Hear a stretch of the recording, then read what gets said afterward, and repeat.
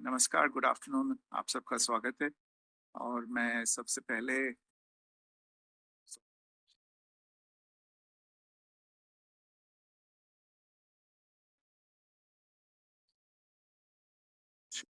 Thank you sir. नमस्कार। 8 से 9 मई 2025 की मध्य रात्रि को पाकिस्तानी सेना ने सैन्य बुनियादी ढांचे को निशाना बनाने के इरादे से पूरी पश्चिमी सेना पर भारतीय वायु क्षेत्र का कई बार उल्लंघन किया। यही नहीं, बल्कि पाकिस्तानी सेना ने नियंत्रण रेखा पर भारी कैलिबर वाले हथियारों से गोलीबारी भी की। अंतर्राष्ट्रीय सीमा और नियंत्रण रेखा पर लेह से लेकर सरक्रीक तक 36 स्थानों पर 300 से 400 लगभग ड्रोनों का इस्तेमाल घुसपैठ का प्रयास करने के लिए किया गया। भारतीय सशस्त्र बलों ने काइनेटिक्स व नॉन काइनेटिक साधनों का उपयोग करके इनमें से कई ड्रोन्स को मार गिराया। इतने बड़े पैमाने पर हवाई घुसपैठों का संभावित उद्देश्य वायु रक्षा प्रणालियों का परीक्षण करना और खुफिया जानकारी इकट्ठा करना था। ड्रोन के मलबे की फोरेंसिक जांच की जा रही है। प्रारंभिक रिपोर्ट्स से पता चलता है कि वे तुर्की के असीस गार्ड सोंगर ड्रोन्स हैं। इसके उपरांत रात में पाकिस्तान के एक सशस्त्र यूएवी ने भटिंडा सैन्य स्टेशन को निशाना बनाने की कोशिश भी की, जिसे पकड़ा गया और उसे निष्क्रिय कर दिया गया। पाकिस्तानी हमले के जवाब में पाकिस्तान में 4 हवाई रक्षा स्थलों पर सशस्त्र ड्रोन्स लॉन्च किए गए। इनमें से एक ड्रोन एडी रडार को नष्ट करने में सक्षम रहा। पाकिस्तान ने जम्मू कश्मीर के तंगधार, उरी, पुंछ, मेंढर, राजौरी, अखनूर और उधमपुर में भारी कैलिबर आर्टिलरी गन और सशस्त्र ड्रोन्स का उपयोग करके नियंत्रण रेखा के पार गोलीबारी भी की, जिसके परिणाम स्वरूप भारतीय सेना के कुछ जवान हताहत हुए और घायल हुए। भारतीय जवाबी कार्रवाई में पाकिस्तानी सेना को भी बड़ा नुकसान पहुंचाया गया। इसके अलावा पाकिस्तान का गैर जिम्मेदाराना व्यवहार फिर से सामने आया। 7 मई 2025 को रात 8:30 बजे एक असफल अकारण ड्रोन और मिसाइल हमला करने के बावजूद पाकिस्तान ने अपना नागरिक हवाई क्षेत्र बंद नहीं किया। पाकिस्तान अपने नागरिक विमानों को ढाल के रूप में इस्तेमाल कर रहा है, जबकि उसे अच्छी तरह से पता है कि भारत पर उसके हमले से हवाई रक्षा की तीव्र प्रतिक्रिया होगी। यह भारत और पाकिस्तान के बीच अंतर्राष्ट्रीय सीमा के पास उड़ान भरने वाले अंतर्राष्ट्रीय उड़ानों सहित नागरिक विमानों के लिए सुरक्षित नहीं है। यहां स्क्रीन शॉट में पंजाब सेक्टर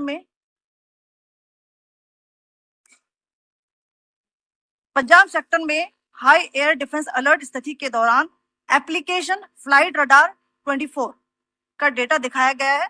जैसा कि आप देख रहे हैं यहाँ पर भारतीय पक्ष का हवाई क्षेत्र घोषित बंद के कारण नागरिक हवाई यातायात से पूरी तरह से रहित है। कराची और लाहौर के बीच के हवाई अड्डे मार्ग पर नागरिक एयरलाइंस उड़ान भर रही है। हाई अलर्ट किया गया है विमान फ्लाइनेस एविएशन का एयरबस 320, जैसा कि आप यहाँ देख रहे हैं, जो कि शाम को 5:50 बजे दमम से शुरू हुआ और रात को 9:10 बजे लाहौर में उतरा। ये सारा डिटेल्स आप यहाँ देख रहे हैं, ये डिटेल्स यहाँ लिखा हुआ है। Can you see this?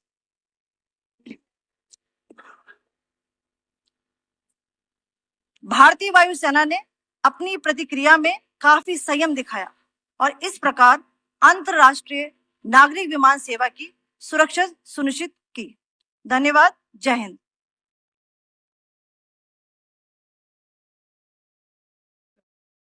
Good afternoon to you all. On the intervening night of 8-9 May 2025, Pakistan military carry out multiple violations of Indian airspace along the entire western border with an intent to target military infrastructure. Pakistan military also resorted to firing of heavy caliber weapons along the line of control. Along the international border and line of control, drone intrusions were attempted from Leh to Sar Creek at 36 locations with approximately 300 to 400 drones.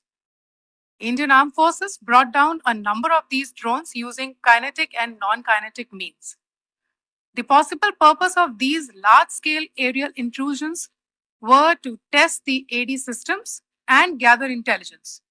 Forensic examination of the drone debris is being undertaken. Preliminary reports suggest them to be of Aziz Guard Songa drone of Turkey. Later in the night, an armed UAV of Pakistan attempted to target Bhatinda military station, which was detected and neutralized. In response to the Pakistani attack, armed drones were launched at 4 air defense sites in Pakistan.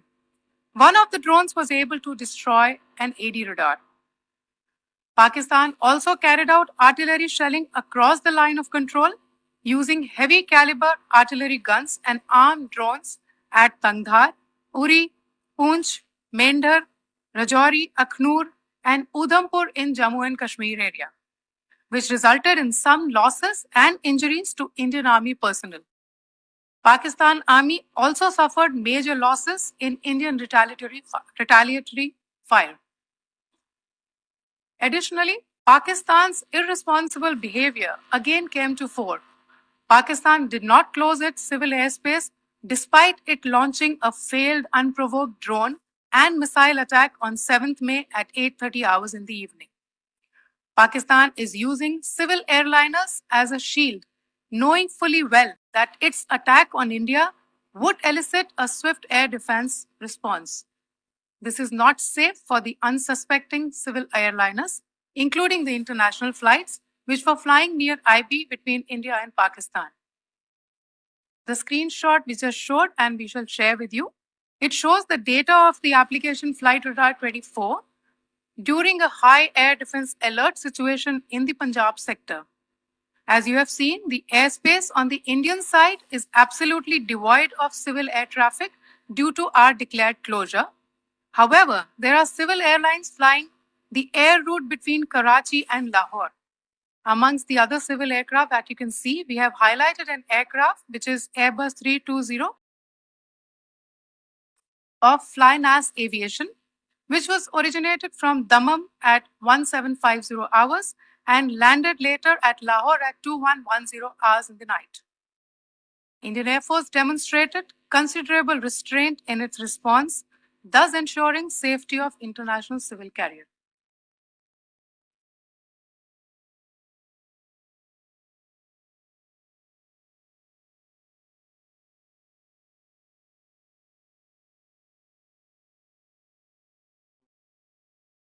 Singh. I have just a few points to share in addition. कल रात की पाकिस्तानी सेना की कायरतापूर्ण गतिविधियों से आपको colonel Qureshi और विंग कमांडर सिंह ने पहले ही अवगत करा दिया है. These provocative and escalatory actions that were taken by Pakistan last night were targeted at Indian cities and civilian infrastructure, in addition to some military targets. The Indian Armed Forces responded proportionately, adequately, and responsibly. ये जो हमले हुए कल रात को भारतीय सैन्य इकाइयों ने पर्याप्त रूप से और एक जिम्मेदाराना रुख अपनाते हुए इन हरकतों का उत्तर दिया. What I want to underline is that the official and blatantly farcical denial of these attacks that Pakistan carried out by the Pakistani state machinery is yet another example of their duplicity and the new depths that they are plumbing in their quest for disinformation. The other point in the same vein is Pakistani claims that they did not target or attack any religious places. You would recall that yesterday I shared with you an incident related to the attack on a Gurdwara in Punch. Instead of owning up to these attacks, Pakistan made the preposterous and outrageous claim that it was the Indian Armed Forces and the Indian Air Force that was targeting cities like Amritsar and trying to put the blame on Pakistan. This is nothing but a desperate attempt by Pakistan to disown its acts of aggression, but it is also true to type in its effort to deceive and mislead the world. It will not succeed. The Gurdwara in Punch in particular was attacked by Pakistan, and some local members of the Sikh community, including a Ragi of the Gurdwara, lost their lives in this incident, as I shared yesterday. TV पर आप इस हमले के चित्र देख सकते हैं. In addition, that we would attack our own cities is the kind of deranged fantasy that only the Pakistani state can come up with. Perhaps they do it because they are well versed in such action, as their history would show. The last point I wanted to make this evening is again this disinformation that is coming from Pakistan about India targeting the Nankana Sahib Gurdwara through a drone attack. This is again yet another blatant lie and part of Pakistan's disinformation campaign. As we saw in the Pahalgam attack, Pakistan is again trying desperately to impart a communal hue to the situation with an intention to create discord. Again, we are not surprised. India's steadfast unity in itself is a challenge to Pakistan. Let me stop there. I have time only for a few questions and be happy to try and answer them. First, call Siddharth. Siddharth, please. Hi, sir. I'm Siddharth from Beyond. Sir, so this is behind, please. The others. Yes. Hi, sir. I'm Siddharth from CNN News 18. Sir, I only want to know from you the status of Kartarpur corridor. Is it open or not? If you can. I think you're all aware of the situation along the entire India-Pakistan border and the areas around the line of control. In view of the existing security scenario, the services of the Kartarpur Sahib corridor have been suspended till further directions. We'll update you as and when there is a change in the situation. We have a question here. Rishabh. So, good evening, Rishabh from Times Now. So, you spoke about religious places being hit in Jammu. There's another religious place, which is a Carmelite nun church that has been hit. What do you have to say about it? If you can explain that to us. Yeah, actually, we do have some information about this extremely regrettable and condemnable incident. During heavy shelling across the line of control in the early morning of 7th May, a shell fired from Pakistan landed just behind the Christ School run by the Carmelites of Mary Immaculate congregation in Punch. Tragically, the shell fired from Pakistan hit the home of 2 students of the Christ School. Both students unfortunately lost their lives and their parents were severely injured. Another Pakistani shell struck a Christian convent of nuns belonging to the congregation of the Mother of Carmel, damaging water tanks and destroying solar panel infrastructure. Several priests, nuns, school staff, and local residents took refuge in an underground hall beneath the Christ School during the shelling by Pakistan. The school happened to be closed at the time, fortunately. Otherwise, more losses would have occurred. Again, we have seen the Pakistani side targeting and shelling places of worship with a particular design. This includes gurdwaras. जो टिप्पणी की थी उसकी पाकिस्तान में काफी तीखी प्रतिक्रिया भी आई और उसके बाद हमने देखा कि पाकिस्तान की तरफ से किस तरीके से लेह से लेकर भुज तक पूरी बॉर्डर के ऊपर जो इन्वेजन था वो किया गया।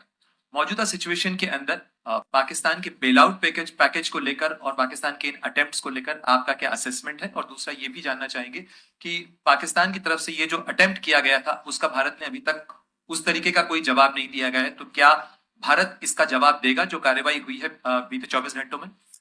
देखिए प्रणय, जहां तक इंडस वाटर्स ट्रीटी का सवाल है, मैंने कल विस्तार से उसके बारे में इसकी चर्चा की है। Indus Waters Treaty is in abeyance, and as such, I have nothing further to add to the decision that was announced by the Cabinet Committee on Security. जहां तक IMF bailout का सवाल है, आपको ज्ञान होगा कि IMF की आज मीटिंग हो रही है। हम वहां पे अपना पक्ष रखेंगे और जो हमारा मत है इन चीजों को लेके वहां पे साझा करेंगे दूसरे मेंबर्स के साथ। ये बोर्ड पे निर्भर है कि वहां पे क्या निर्णय होता है। और जहां तक जो कार्यवाही हुई है उसका जवाब देने का जो आपने जो प्रश्न उठाया है, जो आज ब्रीफिंग हुई है, जो आपको सूचना मिली है, मैंने भी कहा है कि जो आज सवेरे तड़के सवेरे जो गतिविधियां हुई, भारत ने उनका एक जिम्मेदाराना पूर्ण तरीके से और एक पर्याप्त तरीके से उसका जवाब दे दिया है। सिद्धांत। Hi, sir. Siddhant from Beyond. Sir, the External Affairs Minister has spoken to many of his counterparts around the world. Yesterday, he spoke to the U.S. Secretary of State Marco Rubio. So, what were the key areas of conversations during that call? Yes, the minister had a conversation with the U.S. Secretary of State. As you can imagine, the focus of discussions was the terrorist attack in Pahalgam and the response that India mounted after that on the 7th of May. The Secretary of State shared his thoughts on these developments with the minister.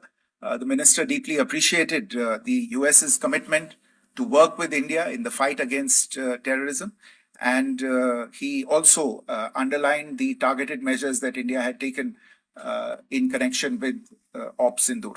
The minister also underlined that India would firmly counter any attempts at escalation from there.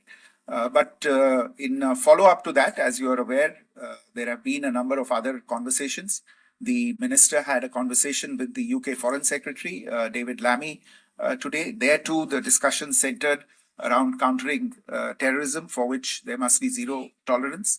And I understand just a short while ago, the External Affairs Minister has also spoken to the Foreign Minister of Norway, Espen Barth Eide, which was also focused on recent developments stemming from the terrorist act in Pahalgam. One last question, Sudhi. So, Foreign Secretary, thank you for doing this. Sudhi Ranjan from Bloomberg. Foreign Secretary, India had struck Bahawalpur the other day, which is also connected with the murder of one of us, journalist Daniel Pearl.